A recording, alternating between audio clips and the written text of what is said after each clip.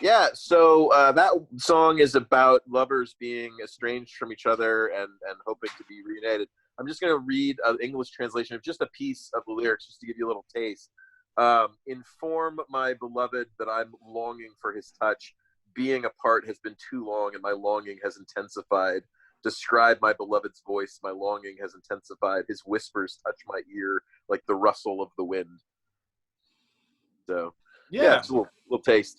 Yeah, there's definitely, I mean, even without the translation, a sense of longing, like a light sexiness throughout, and then some oddness, like starting with the flashlight. You had warned Yeah, me like a little there's weird. going to be, and I was thinking it was going to be like a rave kind of thing, but it just like like very high speed.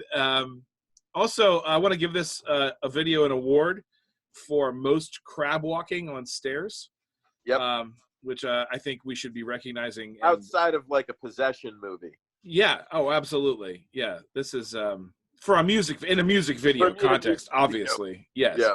Maybe like So Tool. I think Tool might have some crab walking on stairs yeah, that's somewhere. good. Um, an impressive technical achievement.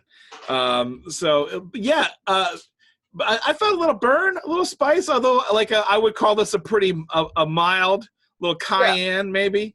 Well, we're going up the thermostat. Up the Scoville units. Yeah, that's right. Yeah, no, it was good. It was definitely enjoyable musically. Had a nice groove to it. Yeah, visually interesting. I encountered her first on NPR, believe it or not, and went back and listened to everything she ever did. And I'm a really big fan of her. I've actually been wanting to feature her since the beginning of us doing this. Talk about that. Like what song did you hear that caught your attention initially? Do you remember? Sure. So I know I wanted to do her for Beauty also.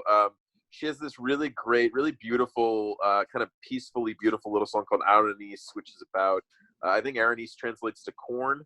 And it's just about like kind of a open air market scene, in Beirut or somewhere that she's describing. It's just a peaceful little thing. But I didn't. I picked other songs instead. So I'm glad I got to use her finally. What about her music? I have thoughts, but like drew you. What was like? Wow, that made you want to check it out.